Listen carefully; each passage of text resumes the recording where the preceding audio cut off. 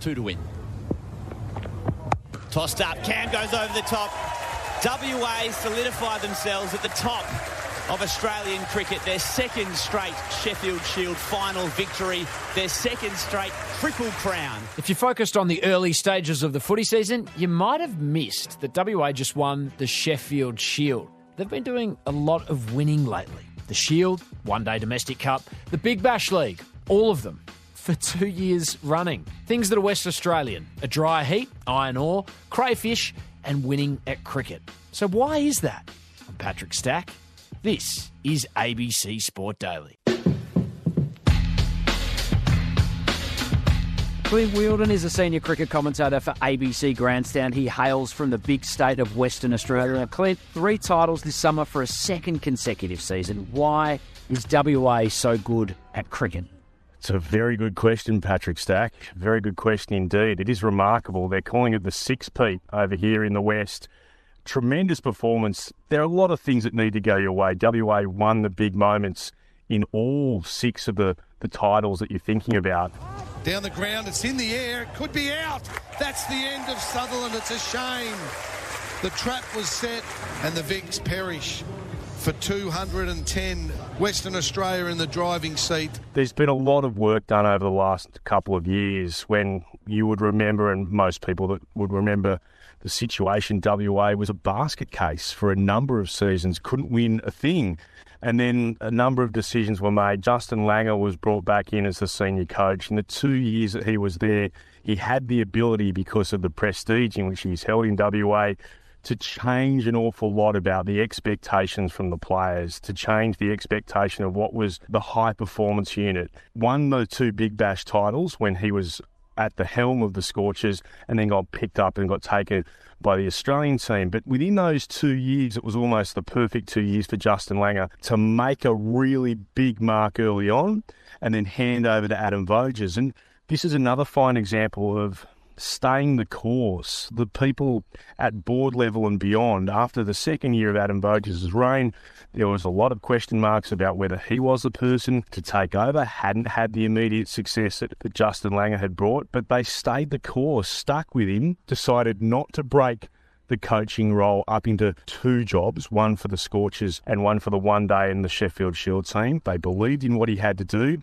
and he's repaid them, absolutely repaid them. There's been a lot of work done around WA to try to make sure that cricket is seen alongside the battle that you have with football. Cricket is seen as a genuine option. That's paying fruit as well. They've got tremendous depth. And I just think it's one of those combinations where sometimes you just get a big group of players together at the right time, and that's what we've seen. Red ball, white ball, 20 overs, 50, 4 days or 5. It doesn't matter for this WA side.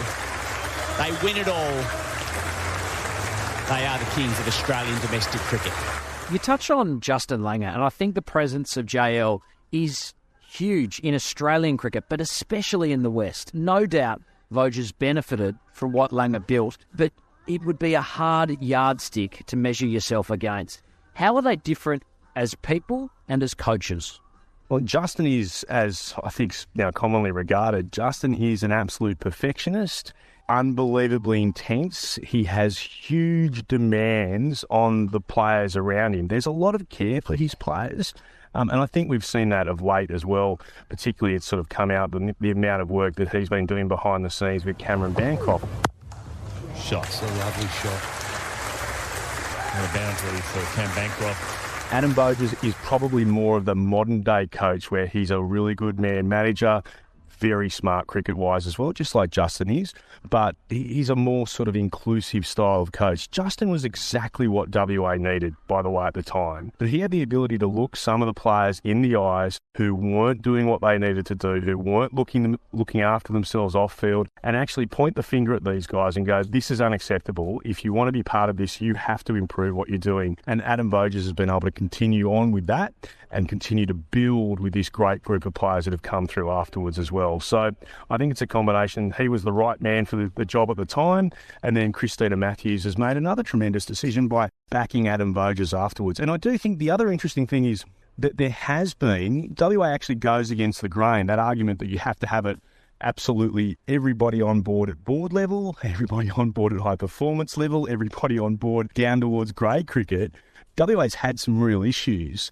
A lot of the people have left, but the high performance department, led by Kate Harvey and Adam Voges, has been able to stick together, and they've had the backing of the board with no matter what else has been going on, and so they've been able to just go about their business. Right now at the moment I love my job. I love working with these players, I love working with the staff day in, day out, and the success we're having at the moment, it's a really enjoyable place to work at the moment. And everyone in WA cricket's been rewarded with that. Anytime you have a coach killing it at domestic level, inevitably the question becomes, does that person want to go international? Do you think Adam Voges is the next coach of Australia? I certainly think he's going to be in the conversation. He, as you would expect, was asked this after the Shield win, after the wrapping up the six-peat. One day, I'd love to be able to progress as a coach as far as I can. But right now, at the moment, I love my job. We now get a feeling that those in Cricket Australia think that the Australian cricket position as coach probably is about a 4-year cycle because of the expectations, the pressure, the time that has to be spent away from home, the bubble that you're involved with. You know, I think that when Andrew McDonald, who looks to be doing a terrific job from what we've seen in India, the catch cry was calm and collaborative.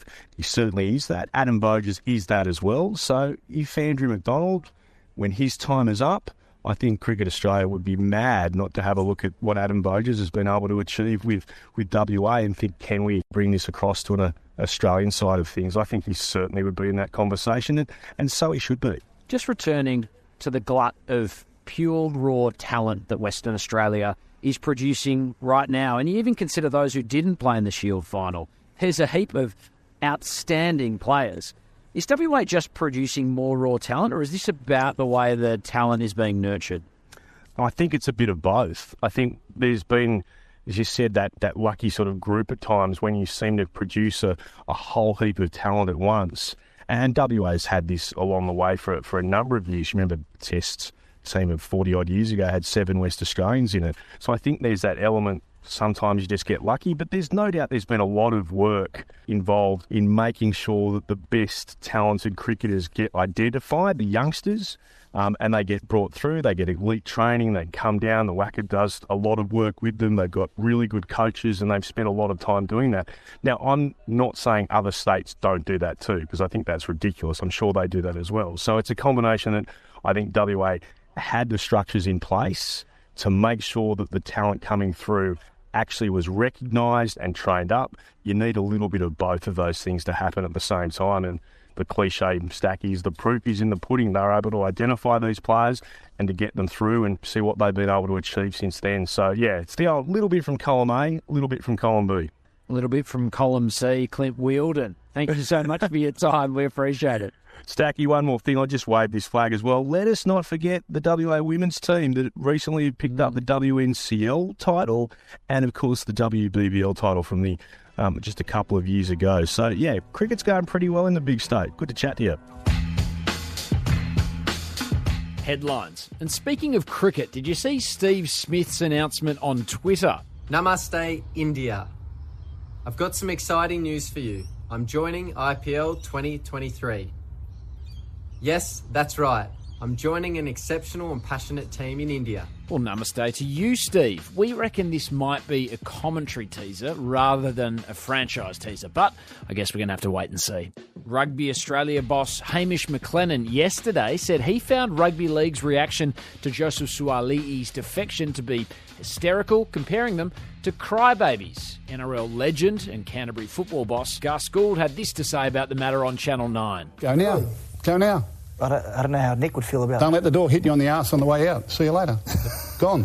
It's certainly seen a level of emotion injected into the broader conversation, hasn't it? If you want to hear McLennan's side of the story and why Rugby Australia decided to sign the Roosters teenager on a multi-million-dollar deal, hit the link in our show notes. Speaking of NRL players in contract limbo, Raiders star Jack Whiten has indicated he will test the open market at the end of 2023 as he considers a life outside of Canberra.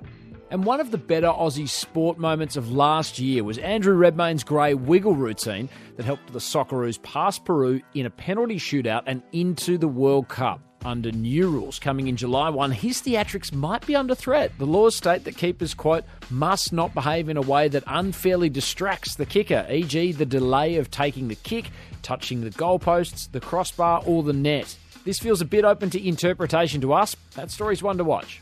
I'm Patrick Stack. This is ABC Sport Daily, produced by Poppy Penny. Thanks to Fox Sports, Channel 9 and Steve Smith's Twitter for the extra audio used in this episode.